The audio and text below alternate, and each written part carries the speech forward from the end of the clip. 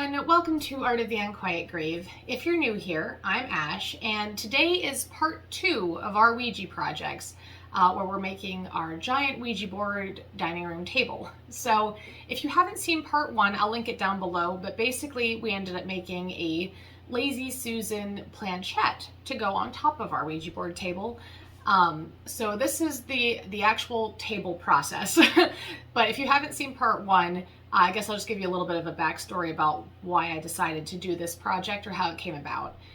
So a few months ago, I ended up moving, and right before that, I was given a ton of beautiful antique furniture that I wanted to repair or restore, flip, but at this point, I'd only ever finished smaller items like, nightstands, bedside tables, that sort of thing.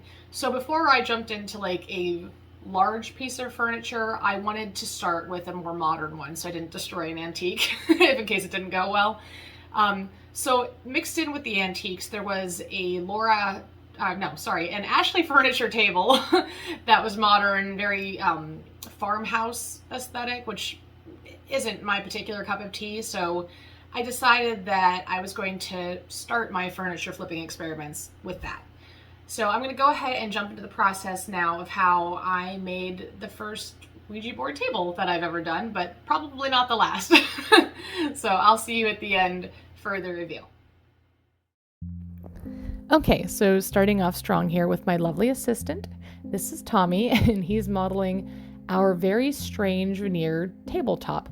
So you can see it has a heavy texture to it and was obviously meant to emulate like some kind of a wood plank situation, but it was very damaged and the veneer was cracked and peeling away in multiple spots, and also it looked like there was maybe a burn or something from having set a hot pot on it at one time. Also general food grime and craft paint stuck to it as well. Admittedly, the craft paint may or may not have been from me. It's not important to point fingers. So in any event, since I was cleaning this indoors, I wanted to use something that was non-toxic or that didn't have fumes.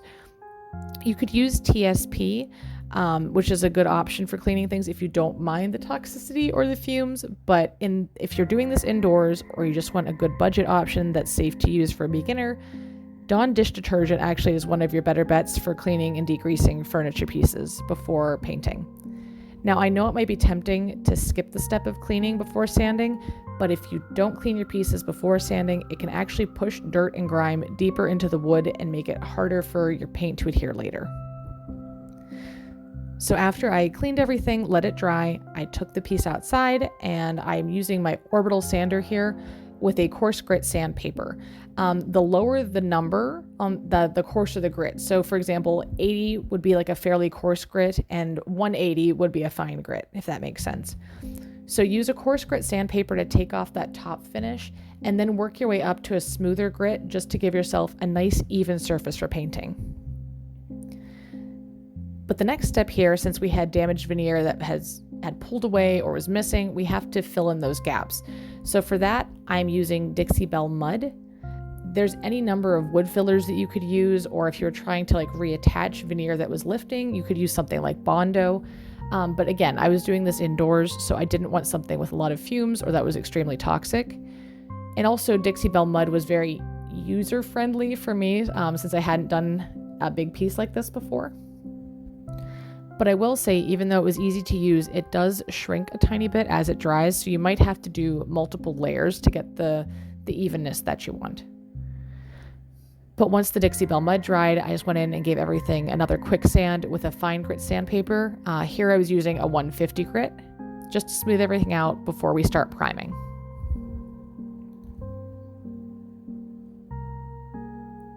And then I just cleaned the dust up from that with a damp microfiber cloth, and then let that dry, and now we're ready to begin our primer step.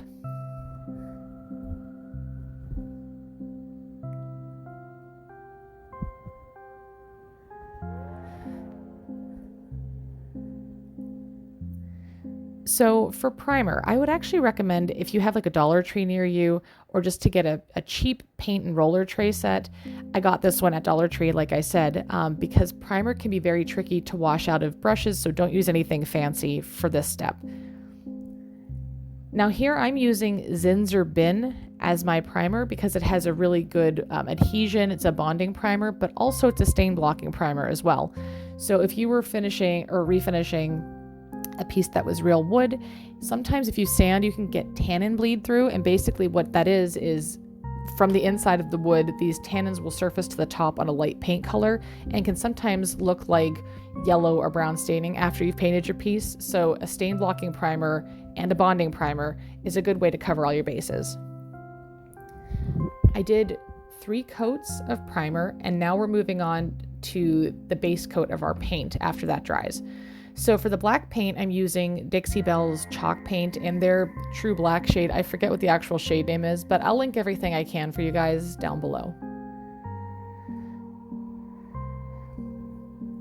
Now I ended up doing 3 coats of this too, just to make sure that I got into all the nooks and crannies, because even after sanding, I did still have some remaining texture on our tabletop, and I wanted to make sure that I got into all of those little spaces as much as possible. And I also alternated my roller strokes for that same reason.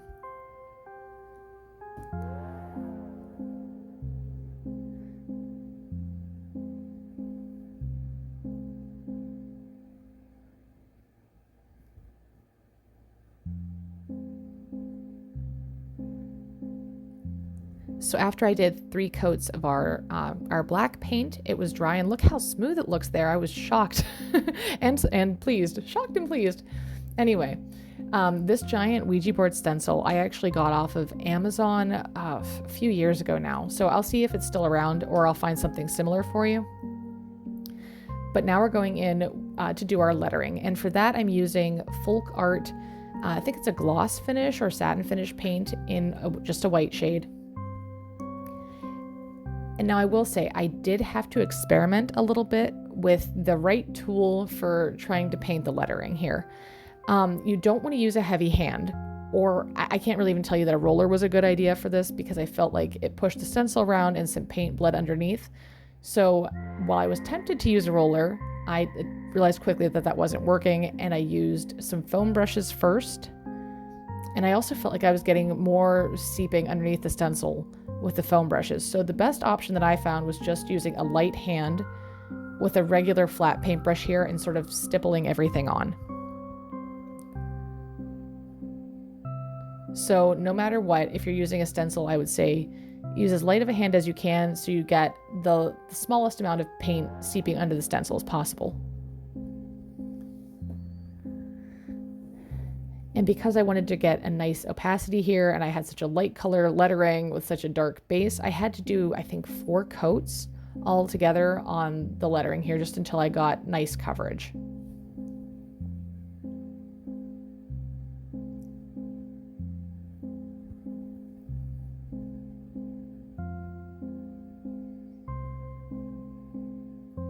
Also, I'm sorry if my voice sounds weird in this voiceover. I woke up today, I think, a little bit sick. I know, lucky me.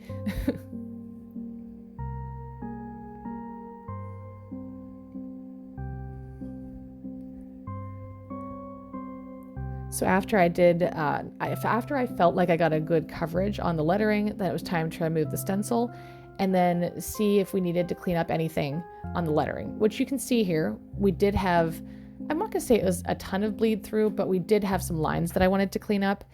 If you were going for more of a distressed look, you could leave it just like this, but I wanted to make everything a little bit crisper. So once I did all the touch-ups on the lettering, now it's time to go in and seal our piece.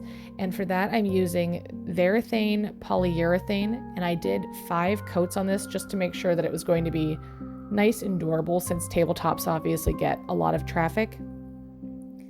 And I also found that I tend to like a gloss finish, but they do end up having more problems with streaking. So a foam brush was the better option for me there. I found I got less streaking that way. And after that, this is what we were left with.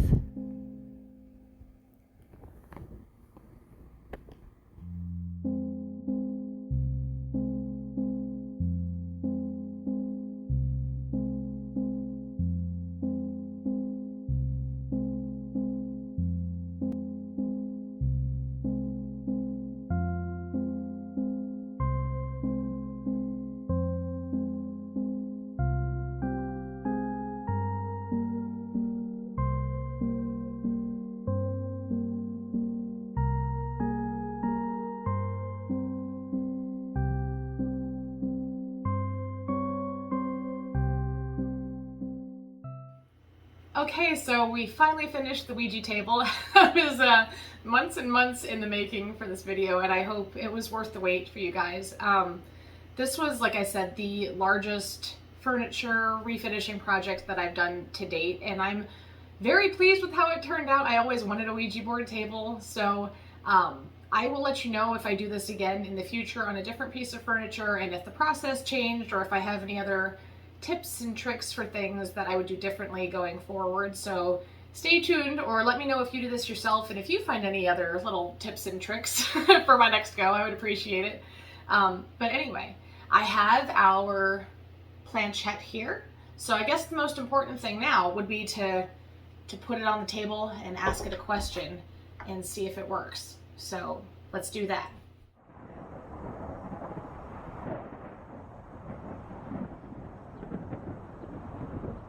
Mystifying Oracle.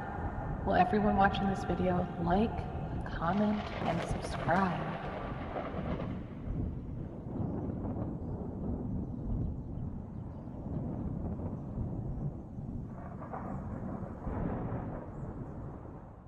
Okay, everyone, so you don't want to prove the board wrong, right? So please like, comment, and subscribe. I love hearing from you guys. Let me know what you've been up to so far this spooky season and what other plans you have, what you're looking forward to the most. And I will see you in the next one, a lot sooner this time, I promise, with some more Halloween related projects, because every day is Halloween over here.